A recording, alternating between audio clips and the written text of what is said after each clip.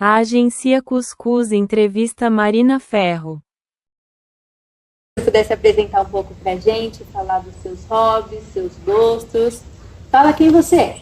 Tá, sou Marina, tenho 40 anos, trabalho numa organização da sociedade civil, sempre trabalhei na pauta de promoção de direitos humanos e sou casada com a Amanda.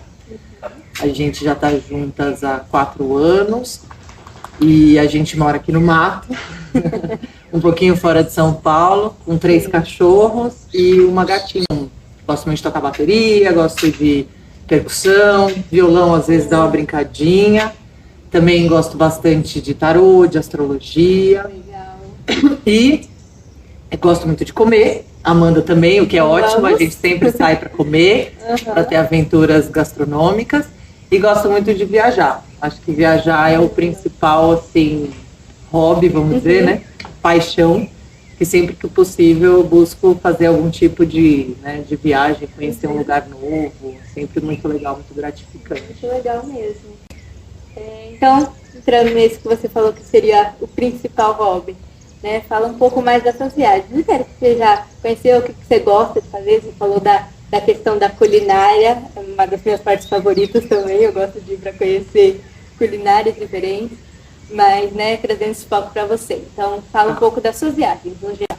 Tá, o legal de viajar é que justamente, né, você acaba aprendendo muito sobre outras culturas e aí gastronomia é super, né, envolvido com a cultura local, então sempre é uma parte muito boa, né, mas eu, assim, às vezes eu viajo muito a trabalho, então eu acabo estendendo depois do trabalho na viagem, acabo aproveitando esses momentos, então tive a oportunidade de viajar já para vários países, né, trabalhando, e aí eu sempre estendi. Então, já fui para América Central, para El Salvador, para Panamá, já fui para os Estados Unidos, já fui para a Europa, em alguns lugares, já fui para o Egito. Acho que o Egito foi uma ótima experiência, foi incrível. Eu tinha um sonho de ir para lá desde pequena.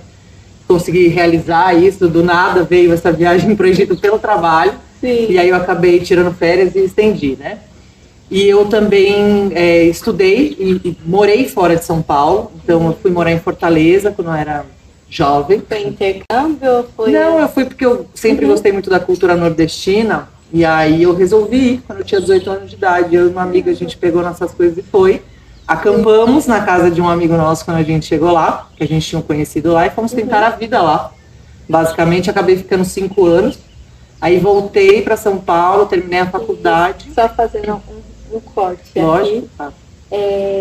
E como que foi esse momento específico? Você foi, largou tudo, você tinha trabalho? Como que aconteceu essa viagem? Então... Essa decisão, porque é uma grande decisão.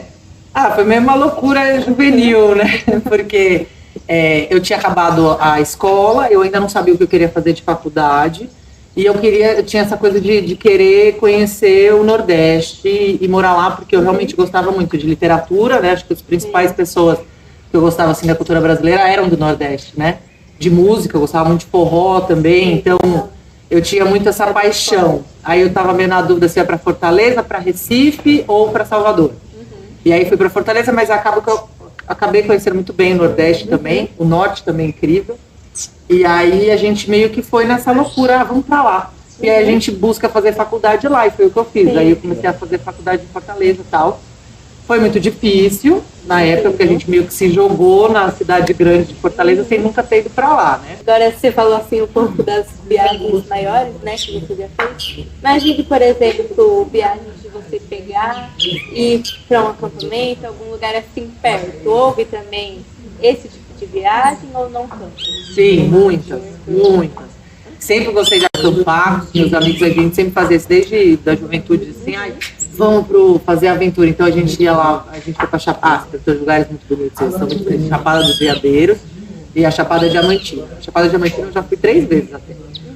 Na primeira eu fui de carro com 2 amigas, um amigo, uma amiga e minha irmã, e uma cachorra. A gente foi de carro, a gente teve um monte de perrengue nessa viagem. O pneu furou várias vezes, a gente ficou ferrado na estrada procurando gente para ajudar. Teve um dia que foi à noite, aí parou um caminhoneiro, a gente tava morrendo de medo. Aí a gente tinha que decidir quem ficava no carro, quem ia. Foi minha irmã, porque na época não tinha celular. Sim. Tinha que ir no orelhão, né? Aí o caminhoneiro levou a gente no orelhão do posto mais próximo. No caminho ele foi falando para elas que ele era ex-presidiário, que ele já tinha matado gente. Aí ficou aquela coisa, meu Deus do céu, vou morrer. Mas deu tudo certo. Só que a gente ficou acampando a viagem inteira. Então a gente botou tudo no carro, entendeu? Foi tipo, enfia tudo no carro e vamos. E aí a gente ia parando. Então a gente foi pela Serra Mineira, subindo até a Bahia, chegamos na Chapada, e aí a gente ia acampando em vários lugares. Então tinha alguns lugares que a gente acampava, tem lugares que tem mais estrutura. Então você chega, tem banheiro, tem tal. Só que tem algumas coisas que a gente queria fazer, que tem lugares que são muito reservados dentro da Chapada. E para você chegar lá dentro, você só vai com guia e você tem que andar, tipo, 3 dias.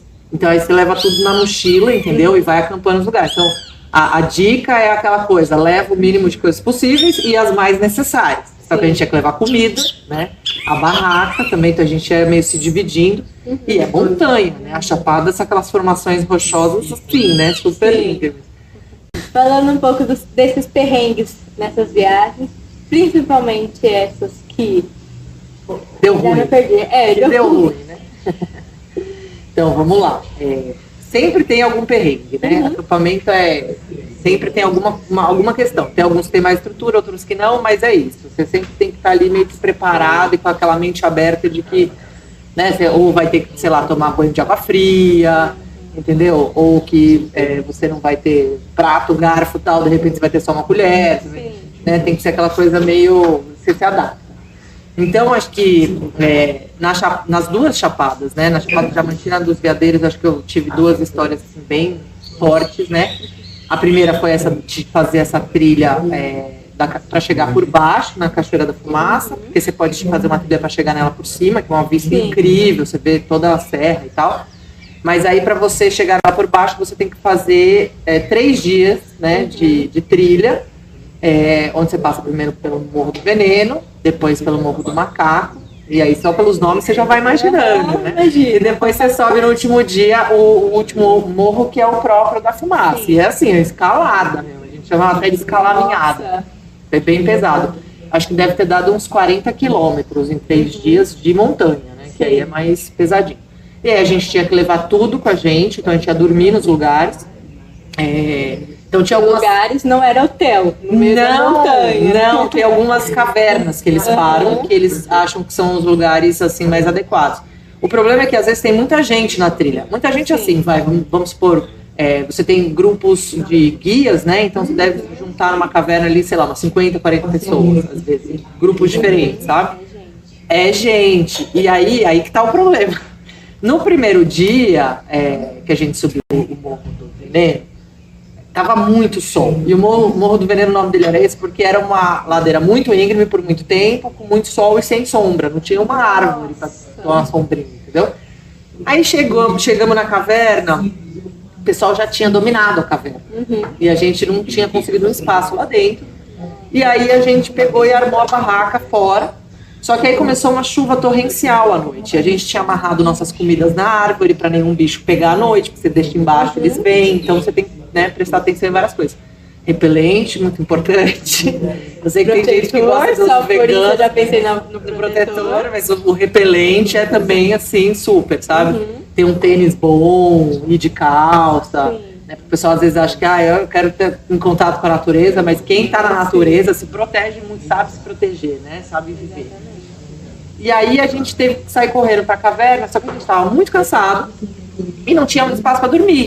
E aí o pessoal foi meio que empurrando ali, outro assim, tipo, falou, cara, vou deitar com você, tchau, né?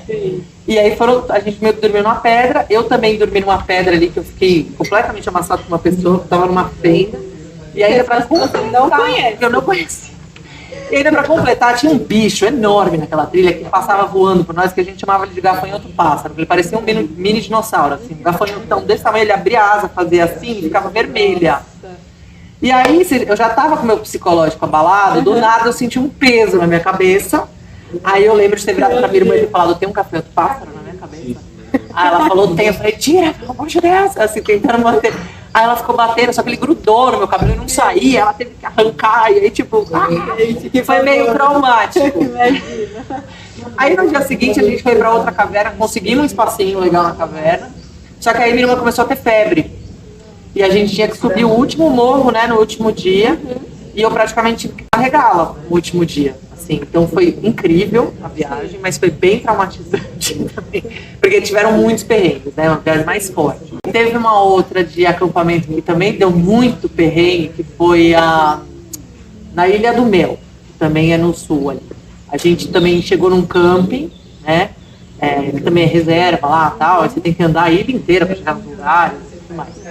Aí a gente chegou num lugar, no acampamento, só que tinha muita gente já acampada e a gente achou que a gente tinha achado um lugar ótimo. A gente falou, olha que ótimo, ali embaixo da árvore, não sei o quê. Só que aí começou uma chuva, alagou nossa barraca completamente, nossas coisas ficaram boiando. Aí a gente não tinha mais como dormir na nossa barraca. E tinha uma casa de um pescador ali, e ele meio que ofereceu a rede que ele tinha extra, e aí eu tive que ficar dividindo a rede com a minha irmã, pra gente dormir. Então, assim, sabe, você tem que estar bem aberto, mas assim, depois que acontece também é impressionante a nossa capacidade de lidar e também achar e entender assim, o quanto a gente tem de conforto e como é ficar sem nada, assim, né? Você acha que facilitaria, ao menos um pouco, se você tivesse um kit de sobrevivência básico, assim, com itens essenciais, justamente para te salvar desses perrengues? Com certeza. Falando um pouco do nosso kit. O que vem do nosso kit? A barraca, o saco de dormir, para você ter um certo conforto. Certo. Né? A lanterna auto-recarregável, porque você não sabe se vai ter pilha ou não, se vai conseguir recarregar, parar em algum lugar. Então, é importante que você não falte luz em nenhum momento. Né? O kit de primeiros socorros, como a gente falou aqui, acredito que vai ser um dos mais importantes. Né? Com certeza. Garrafa térmica, seja para água, seja para café, para qualquer bebida que você, né, vai carregar com você para manter a temperatura dela. Fita adesiva para pequenos reparos. Até para, em casos de primeiros socorros mesmo, a fita auxilia também. Sim. E tem a panela elétrica portátil e o fogão elétrico portátil também. Entra nisso que você falou. Nem sempre você vai estar em um lugar super estruturado que você vai ter esses utensílios. Então, tem no nosso kit também. Corda, a pochete antifurto, impermeável também, powerbank, né, para não ficar sem o celular, e o canivete multiuso. Além do básico também, do repelente, né, e do protetor solar também, que apesar de normalmente cada um ter o seu, preferir o seu de uma marca específica, a gente oferece também no nosso kit, para ninguém ficar sem. Agora a minha pergunta para você é, você acha que esse é um kit que está completo? Ajudaria qualquer viajante? Tá completo, eu acho que é um kit completo, assim, que vai te ajudar a passar alguns perrengues, fora essa coisa da vestimenta, né, se preparar para outras coisas.